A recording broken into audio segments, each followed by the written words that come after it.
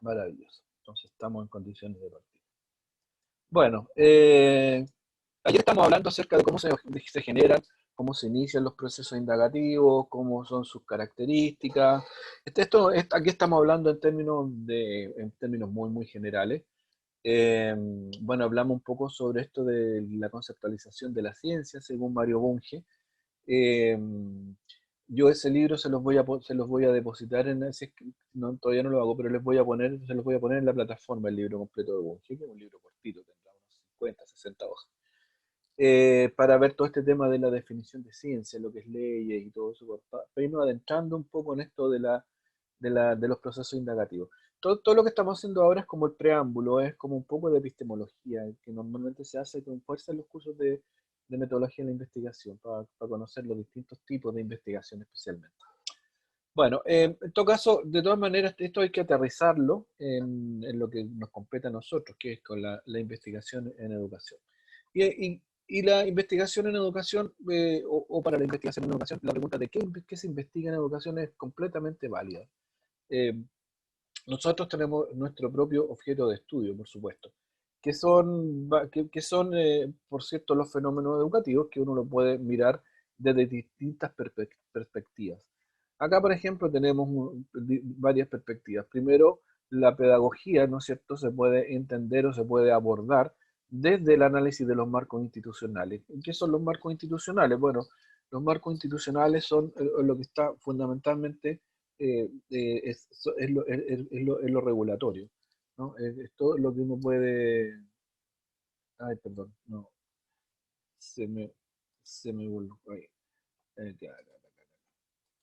El marco institucional es lo regulatorio, ¿no? Es decir, todo lo que nosotros podemos reconocer como lo que está orientando, lo que está definiendo el cómo y cómo se desarrolla la acción pedagógica en las distintas unidades escolares. Y esto, digamos, a todo nivel, puede ser a nivel escolar, a nivel, ¿cómo se llama?, a nivel superior, en educación primaria, secundaria, terciaria. Ahora, en Chile el marco institucional, ¿cuál es? Bueno, el Estado chileno, ya que a través de de su organismo especializado, como lo es el Ministerio de Educación, dicta normas y orientaciones y define la manera con que se desarrolla la acción educativa. Y uno puede hacer procesos indagativos respecto a los marcos institucionales, por supuesto que sí. Uno puede hacer una investigación respecto al marco institucional en Chile desde que existe el Estado de Chile, desde el año de la colonia o la independencia, de ahí para adelante. Ahora, los mayores desarrollos del marco institucional, por cierto, que se comienzan a observar en el siglo XX, desde comienzo del siglo XX en adelante, en particular con un hito muy importante que es la ley de instrucción primaria. Y de ahí para adelante comienza un avance permanente y sostenido en una cuestión fundamental como fue la escolarización. El problema de mediados del siglo XX era que la cobertura educativa escolar era bastante baja, ¿no? Había un porcentaje muy alto de la población que no tenía escolaridad. Incluso los niveles de analfabetismo en Chile eran muy grandes. Y eso se comienza a mejorar en la medida que el Estado se va haciendo cargo de esos procesos, hasta llegar a la década de los 60, los 70, cuando prácticamente la educación básica ya tenía una cobertura universal y se empieza a hacer la cobertura universal en la educación media. En esa época, las personas que llegaban a completar su educación media eran personas ilustradas. Ah, digamos, el completar la escolaridad era un bien muy, muy relevante. Y por supuesto que en eso la educación pública ocupó digamos, fue fundamental.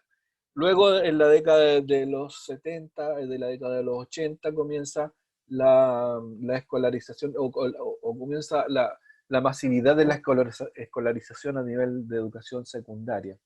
Y de los 90 para adelante en la educación terciaria, en la educación superior. Pero todo eso han sido políticas impulsadas por el Estado, con una énfasis en unos casos y con otra énfasis en otros casos. Todos sabemos que hasta mediados, hasta la década del 70, ¿no es cierto?, el rol del Estado en educación era central, era fundamental. En la década de los 80 el Estado deja de tener un rol tan central y los privados entran a ser actores muy potentes en la provisión de, la, de, la, de los servicios educativos, tanto a nivel escolar como a nivel universitario. Y bueno, en la década la primera década del siglo XX comienza la discusión respecto de la pertinencia o no de la acción de los privados y cómo los privados actúan en educación. Ahora, en paralelo a eso, el Ministerio de Educación, por cierto, siguió haciendo su rol de orientación programática, orientación técnica, orientación curricular, con programas, con focalizaciones, bueno, con todas las cosas que hacen que se definen como las políticas públicas. Eh, y bueno, lo más relevante que ocurre en esto desde el punto de vista de la acción de la escuela tiene que ver con los marcos curriculares o las bases curriculares. Y que por lo menos para el caso de la matemática, hace poco se hizo un rediseño de las bases curriculares que está en proceso de instalación en estos momentos. Hace algunos años atrás comenzó la instalación de las nuevas bases curriculares para la enseñanza de la matemática. Por lo tanto, el marco institucional es un foco de estudio para los estudios en educación. También está el marco social, que está muy amarrado de lo institucional, porque lo institucional lo que pretende, o lo que ha pretendido a lo largo de la historia, ha sido ir moldeando o satisfaciendo las necesidades educativas en función de la realidad social. Ustedes, pues, como digamos, saben, y todos los estudios así lo indican, que en Chile tenemos un problema de segmentación de nuestra escuela muy importante. Y los servicios educativos que se están prestando no son lo suficientemente eficaces en términos de la consecución de los objetivos de aprendizaje que el sistema educativo se ha propuesto para los distintos niveles. Y esto tiene una directa relación con los niveles socioeconómicos, eso es así, digamos.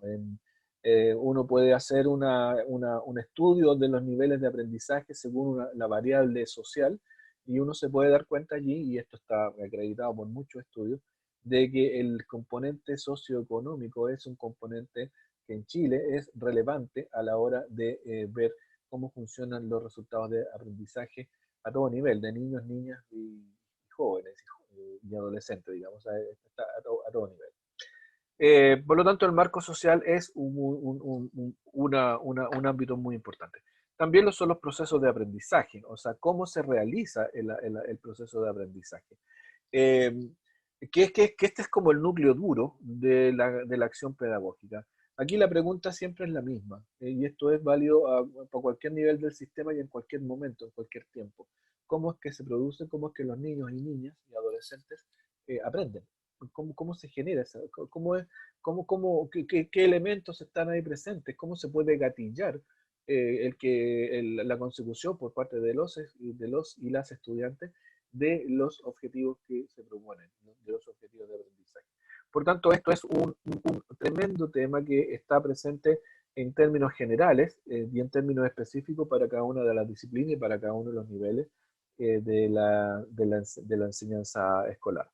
Y por último también está el marco político-social, que está amarrado de lo institucional, por cierto, pero que esto también hace mención a la discusión respecto de cuál es la función que tiene la educación en una sociedad.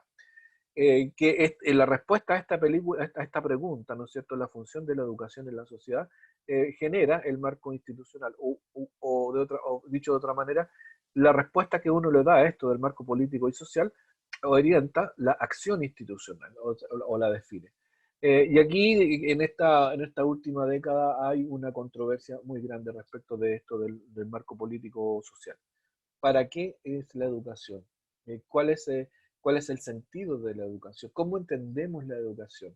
¿Quién es el principal o debe ser el principal proveedor de la educación?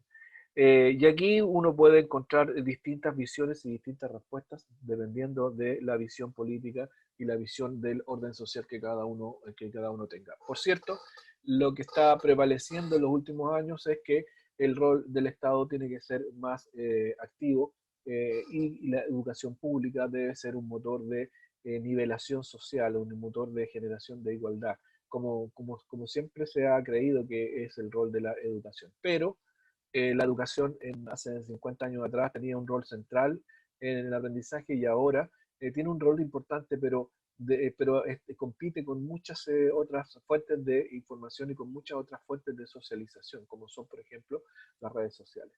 Las redes sociales son un fenómeno emergente y uno debería tenerlas en consideración a la hora de, de pensar en la acción educativa de una escuela. Allí hay un foco importante de conocimiento, de saber o de investigación que también es muy relevante. En lo político-social también uno puede pensar en otras cosas, por ejemplo, en el ordenamiento que tiene que ver con otros temas emergentes, por ejemplo, el género. La discusión respecto del género en las últimas décadas es una discusión muy importante y muy potente en la sociedad chilena, y no solo en la sociedad chilena, sino que en el mundo. Ustedes han sido testigos en los últimos 2, 3, 4, 5 años cómo la discusión del género ha emergido con mucha fuerza, y las equidades de género, eh, y la inclusión también, que es otro tema importante. Y en el caso de la matemática particularmente, yo he estado a compañeros de ustedes que están haciendo sus trabajos de titulación, he estado acompañando a un par de personas que están haciendo estudios respecto del género y el estudio de la matemática, y concretamente sobre los estereotipos de género en el estudio de las matemáticas. Y que es un tema que se está estudiando y harto, ¿no? Hay harta literatura respecto de eso. Eh, y como, por ejemplo, un tema de investigación que está emergiendo ahora con una compañera de ustedes es respecto de qué manera se activan los estereotipos de género en los estudiantes de enseñanza media a la hora de elegir los cursos electivos en tercero medio. Es decir, si allí están presentes estos estereotipos. Y cuando hablamos de estereotipos de género me refiero a los roles asignados por la sociedad a hombres y mujeres. Y esto tiene un efecto muy importante, por ejemplo, en la comunidad científica. La cantidad de mujeres que se dedica a la ciencia es muy inferior a la cantidad de hombres que se dedican a la ciencia. Y por otra parte, la cantidad de mujeres que, por ejemplo, se dedican a ser profesoras de educación básica es muy superior a la cantidad de hombres de educación básica. Y ahí hay un rol asignado por la sociedad, y eso es parte central de todo el estudio de género. Entonces, digamos, esto también modela los marcos de los políticos y sociales, y también modela los marcos institucionales, sin ir más lejos. Por ejemplo, un hito importante que ha pasado muy de bajo perfil en este último año han sido los colegios emblemáticos, como el Instituto Nacional o como el Liceo 7 de Niñas, que dejan de ser el colegio de hombres o de mujeres, sino que pasan a ser colegios mixtos. Y eso tiene que ver con esta discusión, tiene que ver mucho con esta discusión de el género y los estereotipos de género. Entonces ahí tenemos cuatro focos que son como grandes focos que están en función de la pedagogía. Ahora, como les decía, respecto del marco institucional está el Estado como elemento muy relevante, el sistema educacional, ¿no es cierto? Que hay que hacer una distinción entre el Estado y el sistema educacional. El Estado es un macrosistema, pero que define grandes líneas, y la administración del Estado define grandes políticas. Por ejemplo, en una sociedad en un Estado que tiene una orientación neoliberal, las cosas en el sistema educacional son de una manera, y en un Estado que tiene una orientación socialdemócrata, las cosas en el sistema educacional funcionan de una manera distinta. Nosotros en los últimos 50 años migramos desde un Estado con una visión mucho más socialdemócrata, muy a la europea, a un Estado más neoliberal. Y eso influyó directamente en la organización del sistema educacional. Hasta el año 80 la propiedad de los colegios, en un 80% o más, era del Estado. El Estado era el propietario de los colegios.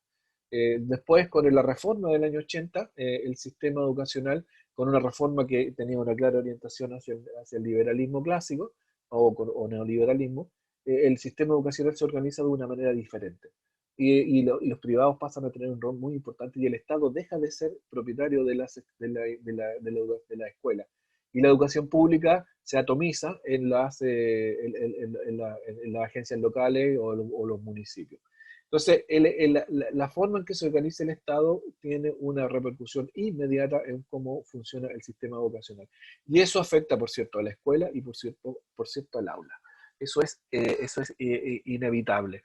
O sea, el sistema educacional lo organiza lo que pasa en la escuela, lo define, y lo que pasa también en el aula. Sin ir más lejos, por ejemplo, solo un ejemplo, en un esquema de entendimiento neoliberal de la educación, la optimización de los recursos es fundamental. Y eso, sí, y eso implica que para tener un financiamiento según los cánones del neoliberalismo, en el aula deben haber la mayor cantidad de alumnos posible. Hace muchos años atrás, una ministra de Educación dijo en algún momento que el sistema de financiamiento de la educación, que es a través de la subvención, solo es viable si en las escuelas hay por lo menos 40 niños en la sala de clase. Entonces, eso de inmediato plantea una organización dentro de la escuela y una organización dentro del aula. En otras formas de estado de organización del sistema educacional, el número de alumnos por aula es muy inferior a lo que tenemos nosotros en Chile, y estoy pensando en particular y especialmente en los colegios con financiamiento público. Y estos son los colegios municipales o los colegios que pertenecen a las agencias locales de educación, que son poquitas, pero existen algunas, o los colegios que tienen financiamiento a través de la subvención, los particulares subvencionados. Ahí el componente número de estudiantes por sala de clase es relevante para los efectos del financiamiento. Y a través de ese financiamiento es que se organiza el sistema y la escuela, y en particular el aula. Otra vertiente de esto puede ser, por ejemplo, cómo los docentes hacen su acción en el aula. Y cuáles son los compromisos que se le piden que adquieran, y cuáles son las cosas que tienen que hacer extra aula. Y eso tiene mucho que ver con sistemas de control que vienen desde la teoría de la máquina, sistemas de control que se aplican en estos minutos, en donde se tiende a que los profesionales de la educación sean meros instructores, y que tengan que estar permanentemente rindiendo cuentas sobre la acción y sobre la eficacia de su acción. Y en esto ¿cómo se llama? Una estructuración muy fundamental son las pruebas estandarizadas, que las pruebas estandarizadas lo que buscan es medir lo que ocurre dentro del aula en términos del aprendizaje de los estudiantes, y de esa manera hacer una suerte de ranking de las distintas escuelas, de tal manera de ofrecer a los padres información respecto de qué escuela está bien y qué escuela está mal. Y eso implica influir en la decisión de los padres en la matrícula. Y cuando un padre matricula a un hijo en una escuela, el Estado está por esa vía, está entregándole financiamiento a esa escuela. Entonces, la prueba estandarizada, que es una prueba que lo que busca es medir el estado de los aprendizajes, se transforma en una herramienta de marketing, y por la sobrevivencia. Y cuando se transforma en una herramienta de marketing, la escuela empieza a funcionar en torno a las pruebas estandarizadas. Y eso está ordenado por cómo está ordenado el sistema educacional, en particular el sistema de financiamiento. Y también ordena esto a la acción docente. Muchos colegas dedican, de matemáticas, estoy hablando de colegas de matemáticas, dedican gran parte de su energía en que los estudiantes sean adiestrados para poder rendir buenas pruebas buenas pruebas estandarizadas. Porque subir la prueba de matemática del CIMSE Matemática, no sé, por 10 puntos, 15 puntos de un año para otro, implica la posibilidad de mostrar a la escuela como una escuela eficaz, y también podría implicar también acceder a recursos para la escuela. Entonces, la acción de aula se ve también de alguna manera moldeada fuertemente por lo que se define en el sistema educacional. Eh, entonces uno aquí podría plantear un marco en esto, en el marco institucional, procesos investigativos que van analizando la función del Estado, la función del sistema, de la escuela, y también la función del aula, de la perspectiva institucional. En el marco social, bueno, está el desarrollo económico, que todos los países, por cierto, dependen de su desarrollo económico, en la medida que haya mayor desarrollo económico va a haber más recursos, y si hay más recursos, por cierto, hay más posibilidades de financiamiento o de aumentar del financiamiento del sistema educacional. Y también están las comunidades locales y otro marco social importante es la interculturalidad. Ahora, las comunidades locales se refiere al rol que ocupa la escuela dentro de la comunidad local. La escuela muchas veces puede ser un eje de articulación de lo social. Eso ocurre, y ocurre especialmente en zonas más rurales y también en zonas urbanas, pero en algunas zonas urbanas que tienen cultura propia. Entonces la escuela pasa a ser como un eje articulador de lo que ocurre dentro de la comunidad. Y la interculturalidad es un fenómeno emergente en Chile desde hace ya bastante tiempo, por lo menos unos 10, 15 años atrás. Y esto básicamente por dos cosas. Primero, la migración. En las escuelas públicas la cantidad de niños migrantes es muy grande, especialmente en zonas urbanas y en particular en algunas comunas de la región metropolitana y del norte de Chile, en particular en la zona de Antofagasta, en la zona minera, donde ya ha llegado mucho migrante a buscar trabajo. Llegan las familias con niños que necesitan los servicios educativos. En Chile, primero fue la gran migración de personas que venían del Perú, luego empezaron a llegar personas de Colombia, los haitianos llegaron también en un gran número y también finalmente en los últimos 4 años una gran cantidad de personas que provienen de Venezuela. Y todas estas personas vienen con niños chicos que entran en la escuela. Yo recuerdo haber hecho un trabajo de asesoría en una escuela en la estación central, donde el 30-40% de la matrícula escolar eran niños migrantes, y había niños de todas las nacionalidades. Y eh, se generaban, por cierto, algunos problemas de convivencia, pero también se generaba una sinergia muy rica en términos de lo cultural. Ahora, también esto de la interculturalidad no solo tiene que ver con el origen de la nacionalidad, también dentro de nuestra propia sociedad hay integraciones de los últimos años. La integración de niños con capacidades diferentes ha sido una política pública. Antiguamente los niños, digamos, existían lo que se llamaban las escuelas diferenciales, en donde acudían niños que tenían algún tipo de problema o alguna diferencia en términos de los procesos de aprendizaje. Niños con síndrome, niños Down, niños con algún déficit atencional o qué sé yo. Tenían y eran atendidos en escuelas especiales, o sea, eran atendidos como personas aparte. Pero desde un tiempo a esta parte ellos se han integrado a la escuela y se han generado estos procesos de integración con equipos de integración, con equipos muy potentes de integración en los distintos establecimientos. Entonces, eso también es un factor que está dentro de lo social que puede ser objeto de estudio en nuestro sistema educativo y en la educación en particular. Bueno, en el marco político-social, como decía, está la valoración de la educación como un bien social. Esto también puede ser un objeto de estudio. La educación como modelo de dominación. Aquí hay toda una escuela de la sociología de la educación. Yo no sé si ustedes han oído hablar de algún autor, como por ejemplo Pablo Freire, que hace una declaración respecto a que la educación es un elemento para la liberación. Y también están los otro tipo de autores como Jaime Zaguirre, por ejemplo, que lo que indica es que la educación más bien es una herramienta para la protección de la identidad. Entonces aquí eh, tenemos distintas formas de entender esto del modelo, que en algunos casos se puede entender como un modelo de dominación, y en otros casos se puede entender que la acción educativa es un modelo de liberación. Y como lo que dice acá también, la educación también se puede entender como una herramienta de movilidad social. Esta es la visión más clásica de la educación, pues seguramente sus padres a ustedes le han dicho en más de una ocasión que el futuro de ustedes está en su educación, y eso está muy arraigado. Y bueno, y es muy cierto, porque los mayores niveles de educación, por cierto, que generan posibilidades de ascenso social, eso es así. Eh, entonces, por eso la educación es un bien preciado para la sociedad, para la familia, para los padres, para los jóvenes, en fin.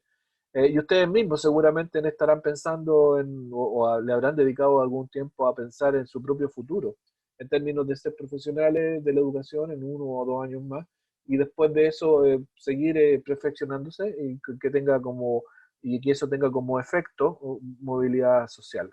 Perfeccionantes, incluso pueden ser, pueden tener como meta, ¿no es cierto?, tener la posibilidad de perfeccionarse fuera de Chile. Bueno, y la educación también como estructura o vinculado con la estructura de poder. Esto es, en la discusión pública siempre, cada cierto tiempo aparece esto de la educación como dominación y asociada a estructuras de poder. En Chile, de tanto en cuando, aparece la discusión de la libertad de enseñanza, por ejemplo, en contra de la acción del Estado, que se supone que para algunas personas la acción muy potente del Estado puede llevar a la dominación o puede llevar a una suerte de adoctrinamiento de los niños por parte de la acción de la escuela. Y por otro lado, también hay algunas personas que creen que en esto de la libertad de enseñanza lo que se esconde es la posibilidad de que los privados obtengan ganancias económicas con los servicios educativos financiados por el Estado. Esa es una discusión que en Chile se viene dando desde hace, no sé cuánto, 60 años. Y que estuvo muy presente en uno de los periodos más críticos de nuestra historia, como lo fue el gobierno de la Unidad Popular, cuando el gobierno de Salvador Allende propuso un proyecto que lo que pretendía era crear la Escuela Nacional Unificada, que era que el Estado se hacía cargo prácticamente de toda la educación en todas las áreas y de todas las formas, y eso generó una controversia enorme y que ayudó a hacer aún más difícil la convivencia política en Chile. Y bueno, la controversia también de la educación ha estado presente en estos tiempos, pero y esto de la libertad de enseñanza aparece no sé si ustedes recuerdan, pero bueno, el gobierno pasado de la presidenta Bachelet, cuando se hacía la discusión respecto de la reforma del sistema educativo, en particular con me acuerdo muy bien, con los colegios particulares subvencionados, lo que habían personas que alegaban de que lo que se estaba persiguiendo era la estructuración de la educación como un sistema de dominación a través de el adoctrinamiento de los niños.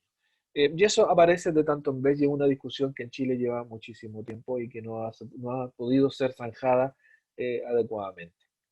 Ahora, de otra perspectiva, los procesos de aprendizaje. En los procesos de aprendizaje aparecen cuestiones como los modelos curriculares, como la gestión de procesos educativos, la gestión de procesos evaluativos y la didáctica.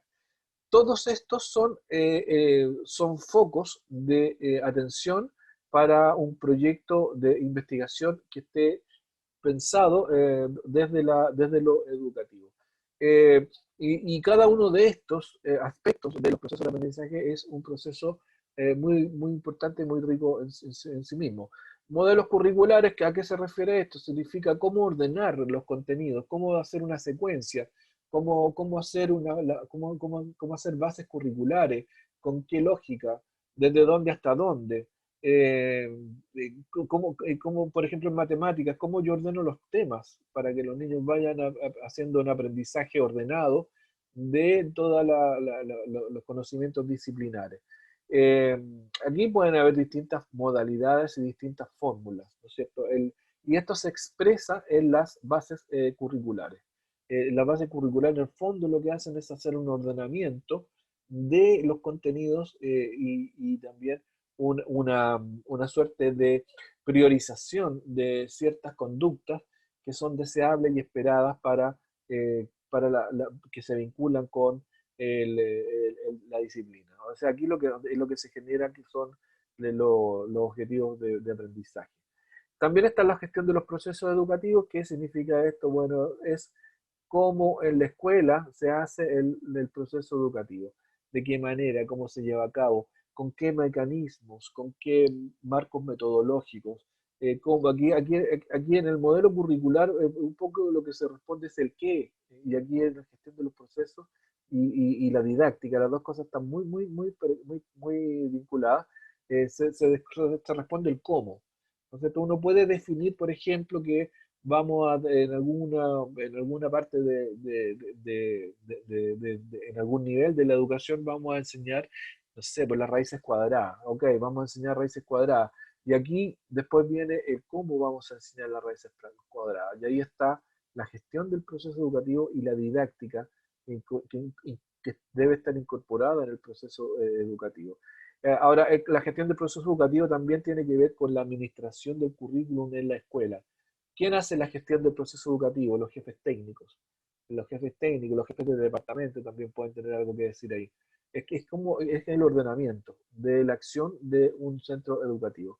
Y lo mismo ocurre con los procesos evaluativos, porque uno puede decir, mire, yo quiero enseñar raíz cuadrada y lo voy a enseñar de esta manera, pero después viene la pregunta, ¿y está funcionando? Digamos, las personas, los niños, las niñas, los jóvenes, están adquiriendo los conocimientos, las competencias, las habilidades que nosotros queremos que consigan y que están definidas en los marcos curriculares. Bueno, ahí viene todo un proceso de planeación también respecto de la evaluación. Y la evaluación es un ámbito extremadamente importante dentro de la educación. Y hay distintos modelos evaluativos, hay distintas formas, hay distintos enfoques para los procesos evaluativos. Bueno, dentro de los modelos curriculares están los modelos clásicos, los enfoques tecnológicos y sistémicos, los planteamientos críticos y sociopolíticos y los modelos constructivistas. Son estos últimos los que están más los que tienen más fuerza en estos tiempos, los modelos constructivistas. Dentro de los procesos educativos está distintas formas de gestión horizontal, o sea, de arriba abajo, la gestión situacional, que son distintas maneras de cómo hacer que las cosas ocurran dentro de la escuela desde el punto de vista de los procesos educativos. Aquí aparecen los liderazgos horizontales, los liderazgos verticales, los liderazgos que acompañan, los liderazgos que ordenan, en fin. Y hay un modelo en particular que es el laissez-faire, que aquí es como, laissez-faire significa dejar hacer. O sea que aquí la gestión del proceso puede decir simplemente, mire, señor profesor, usted vaya al curso y vea cómo lo hace. Nosotros aquí no nos metemos, usted tiene la potestad como va a hacerlo de la manera que mejor considere. Bueno, entonces aquí están distintas formas de proceso educativo y uno podría investigar, por ejemplo, en una escuela en particular o en un conjunto de escuelas, qué tipo de gestión de procesos educativos se realiza. Si hay más tendencia a la administración clásica o a la gestión horizontal, a la gestión de la situación o los modelos de laissez-faire. También en los procesos evaluativos tenemos distintos tipos de modelos de evaluación, los formativos, los sumativos, los estandarizados, aquí tenemos las pruebas estandarizadas o los modelos orientados a los procesos. ¿Qué significa todo esto? Bueno, los modelos formativos son los que tienden a creer que la evaluación es una acción permanente y continua dentro de la acción de cualquier profesor o profesora y que tiene que estar permanentemente retroalimentando a los estudiantes para ir mejorando su aprendizaje. Y que la evaluación no tiene que ver exclusivamente y en algunos casos no aparece como lo que nosotros conocemos normalmente, que es esto de la calificación. Eh, la calificación está en los modelos sumativos, pero en el modelo formativo la evaluación no está asociada a una calificación, a una escala del 1 a 7 o en una escala de rúbrica de bueno, muy bueno, regular o muy malo o lo que sea. Los modelos sumativos son los modelos que conocemos normalmente, son los modelos clásicos. Yo paso un contenido y hago una prueba y pongo una nota, paso otro contenido, una prueba y pongo otra nota y así sucesivamente. Este modelo es el modelo clásico. Los modelos estandarizados, bueno, aquí tenemos la evaluación estandarizada de procesos educativos en distintos lugares, en donde yo hago una medición pareja sin importar y sin tener en consideración las diferencias que existen en los distintos lugares. Puedo hacer una clasificación después, pero aquí hago un modelo estandarizado de evaluación de los aprendizajes. Las pruebas SIMS son eso, son un modelo estandarizado. A todos los niños del país le aplican el mismo test. No hay ningún tipo de distinción. Ahora, después se hacen distinciones, por cierto, con los resultados, se matizan o se clasifican o se ordenan entre colegios públicos, colegios privados, comunas ricas, comunas pobres, zonas rurales, zonas urbanas, etc. Pero en todo caso, a todos los niños y niñas del sistema se les aplica la misma prueba y el sistema en su conjunto se evalúa en función de las pruebas. Ustedes seguramente lo han escuchado muchas veces que cuando se toma una prueba SIMSS y aparecen los resultados, se dice en el país el SIMSS pasó esto. No sé, por lenguaje subimos 4 puntos, en matemáticas nos mantuvimos, en ciencia bajamos 2 puntos, en fin, para verle el estado de la situación del país. Después viene la desagregación por región, después por comuna, después por zonas, por escuela o lo que sea. Y están los modelos orientados a los procesos que están muy pegados con los modelos formativos. ¿Qué significa un modelo orientado al proceso? Es que yo voy haciendo una medición de aprendizaje que contempla algo de sumativo, pero también contempla mucho de formativo. Eh, Aquí, por ejemplo, un poco lo que vamos a hacer acá en el curso. A mí me gusta este modelo de evaluación, que está orientado hacia el proceso. O sea, yo entiendo que lo que vamos a hacer en el semestre es un proceso continuo. Aquí no hay unidades que son aisladas una de la otra, sino que vamos construyendo el conocimiento. Y vamos construyendo ciertas habilidades y vamos desarrollando ciertas competencias. Entonces, en este proceso, uno va poniendo hitos, va poniendo momentos, actividades, acciones, que nos van a ir permitiendo ver cómo se está desarrollando este proceso. Y esos son los talleres. Los talleres fundamentalmente son eso, son ejercicios de adquisición y evaluación, también son las dos cosas al mismo tiempo, de ciertos conocimientos, habilidades y competencias. Y que se van construyendo en el tiempo. Y que está un poco lejos del modelo sumativo. Por eso que este curso no tiene P, por ejemplo, porque no tiene sentido. ¿No? Yo no puedo evaluar todo un curso si lo que estábamos haciendo es todo un proceso. Bueno, y finalmente en lo que se refiere a la didáctica, bueno, tenemos distintos tipos de didáctica. La didáctica general, la didáctica crítica, la didáctica integradora, la didáctica diferencial. Cuando hablamos de didáctica, estamos hablando de metodología, modelos metodológicos, ¿no? Y las herramientas metodológicas son muchas. Y aquí uno podría hacer una investigación para saber cuál es la didáctica o el marco metodológico que se está ocupando preferentemente en alguna parte, en un colegio, en un grupo de colegios, en un país, en un sistema educativo, en fin, donde ustedes crean, donde ustedes quieran. Eh, bueno, entonces, como ustedes pueden ver a partir de todo lo que yo les he estado mostrando, y espero que lo hayan podido percibir de esa manera, cuando hablamos de nuestro objetivo de investigación, o sea, cuando hablamos de la educación como objeto de investigación, estamos hablando de un montón de cosas. O sea, uno puede investigar la educación desde un montón de lugares distintos. Como lo decía ahí, desde los marcos más grandes, los marcos de cómo se organiza el sistema, hasta los más pequeños de cómo el profesor o profesora está realizando su tarea en la escuela. Atravesado por todos estos elementos que finalmente van configurando la acción pedagógica de todos y todas las que somos parte de este sistema educativo. En esto también, por cierto, entran las universidades. Modelos de gestión educativa en educación superior, por supuesto que las hay. Yo, de hecho, trabajo en dos universidades y son dos modelos completamente diferentes. Y cada una responde a lógicas y a necesidades distintas. Pero no es lo mismo trabajar en una universidad pública como la USACH a trabajar en una universidad privada como la Andrés Bello, porque los modelos pedagógicos son distintos. Acá en la universidad pública se tiende a hacer una educación más transversal, más pluralista, más enfocada en lo humanista, más integral, qué sé yo, tiene una riqueza distinta. En la universidad privada, el modelo educativo está más bien centrado en la formación profesional, y los profes somos más o menos solo instructores. No tenemos una misión, una visión más allá, y los niveles de libertad para hacer la acción docente en una escuela, en una universidad privada, son muy, muy escasos en relación a lo que ocurre con la universidad pública. Y en la universidad pública en particular estoy hablando de la USACH, que es la que yo conozco. Entonces, en la educación superior también hay diferencias. Yo no podría perfectamente hacer investigación y estudiar qué ocurre allí, cómo funciona, y qué sé yo.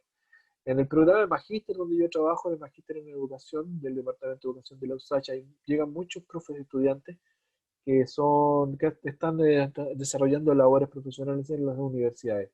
Y ellos plantean procesos indagativos para ver qué ocurre en sus propias universidades.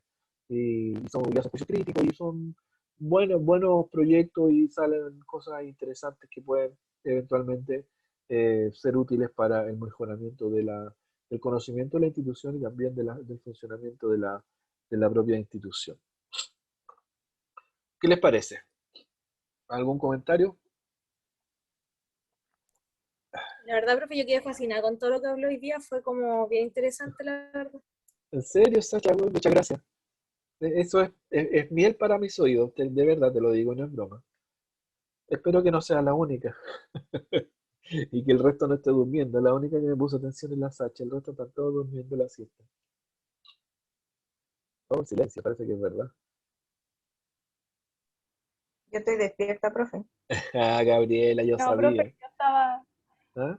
estaba igual que la Sacha, de hecho estábamos comentando por internet que estábamos fascinados. Están comentando por interno, pero ¿por qué no me hacen partícipe a mí de los comentarios? Ah, ya, Van pues a cuenten. interrumpirlo, profe. Ya, pero cuéntenme en los comentarios, ya, por favor. Quiero saber. No, no aguanto la curiosidad, quiero saber, quiero saber. Dame una pista, un tips. No, es que muchos de estos temas son los que nos importan a nosotros como para trabajar más adelante en las tesis. Por lo menos a nosotras nos importa mucho el tema de lo social y cómo los niveles socioeconómicos afectan en la educación. Por lo menos a mí me importa mucho eso porque creo que lo he vivido, y lo que usted hablaba igual de que era una herramienta como de movilidad social. Mm. Todas esas cosas uno las vive, entonces cuando uno ve que la gente lo estudia y uno es parte de eso, como que para uno es interesante. Ah, qué buena, es un gran tema ese.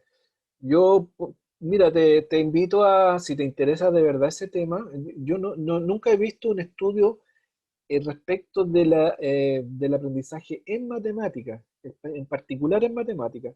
Normalmente los estudios son como los aprendizajes en general, digamos, controlados por los niveles socioeconómicos, pero los resultados en matemáticas en específico, vistos desde la óptica de lo socioeconómico, me parece que no he visto mucho. Y eso se puede conseguir, fíjate, tú puedes plantear un estudio cuantitativo ahí que podría ser muy interesante, usando los datos del Ministerio de Educación del CIMSE, porque no sé si ustedes lo saben, pero las pruebas CIMSE o los resultados CIMSE están disponibles en la plataforma del Ministerio de Educación. Y además están disponibles no solo los CIMSE, no solo el resultado de una escuela, sino que además la clasificación de la escuela. Entonces, junto con el resultado del CIMSE, aparece una casilla que dice que la escuela pertenece al grupo 1, 2, 3, 4, 5 o grupo lo que sea, desde el punto de vista del nivel socioeconómico. También dice la comuna a la que pertenece y también dice la región y cosas por el estilo. Y también están como una cosa importante, está también el CIMSE no académico, el CIMSE que ve más bien cuestiones ambientales, de clima de aula y cosas por el estilo. Entonces, Sacha, si te interesa el tema, yo te invito a que empiece ahora a cachurear un poco las bases de datos que hay por ahí. Y tú que además tienes formación en matemática, en estadística, pues quizás puedas hacer un trabajo muy bonito sobre la relación existente entre el aprendizaje de matemáticas y el nivel socioeconómico. Puede ser un dato muy interesante. Y quizás hasta se pueda comparar con otros. A lo mejor en matemáticas el nivel socioeconómico es más importante que el lenguaje o que en historia, por decir algo, estoy inventando. Pero puede ser un tema bonito para transformarlo en un trabajo de titulación. Y que de repente si salen choros hasta se pueden publicar, pues, y ahí digamos, la haces completita. Ya, ¿algún otro comentario? Y Esther, no me quisiste decir que estaban comentando. No, me dijiste Esther. ¿Cuáles eran los comentarios por No, porque interno? por ejemplo, cuando habló de los alumnos por sala, Sí, con la Sacha en un ramo, no me acuerdo cuál fue, hicimos un trabajo de como una pequeña investigación de los alumnos por sala. ya, Entonces a nosotras como que siempre nos quedó esa duda de si realmente ese trabajo valía, porque hicimos 2 colegios nomás, entonces ya. me interesaría seguirme allá. ¿De qué se trata el trabajo, más o menos? ¿Qué es lo que buscaban Si encontrar? la cantidad de alumnos por sala influye en el rendimiento. Ah, mira, ya, mira qué interesante. Ahí, bueno, ahí habría que, o sea, la primera aproximación es que si uno se fija en los colegios particulares pagados, que son los que tienen mejores rendimientos en CIMSE por lo menos, efectivamente el número de alumnos por sala en los pagados es muy inferior al de los subvencionados y de los municipales, eso es así. O sea, ahí hay como una correlación directa según si uno se fijara solo en eso. Habría que ver otras cosas también, pero al parecer podría haber una relación. Ahora, el tema de los alumnos por sala tiene que ver con una cuestión exclusivamente económica, porque el ingreso por alumno de un colegio particular pagado es superior al ingreso por alumno de un colegio municipal. Entonces, para poder sostener económicamente la escuela, estoy hablando en clave liberal, en clave economicista, en clave neoliberal.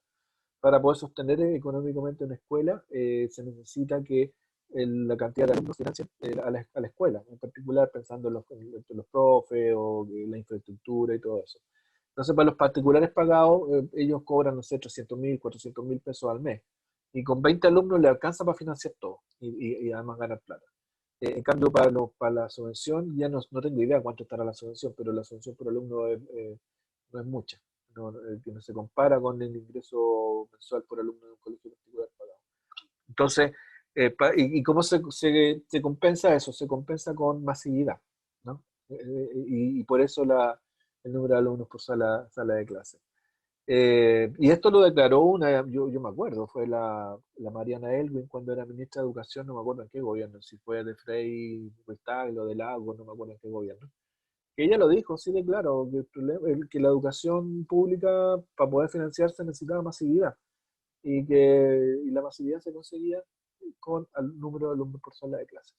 Y eso, por sí mismo, y aquí ojo con lo que voy a decir, el número de alumnos por sala de clase por sí mismo no determina la calidad de la educación.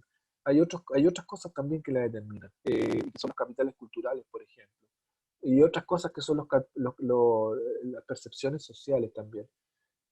Un niño que va a una escuela municipal en nuestro sistema, yo creo que tiene la carga de saber que va a la peor educación, porque nos hemos encargado de que así ocurra, de que así sea.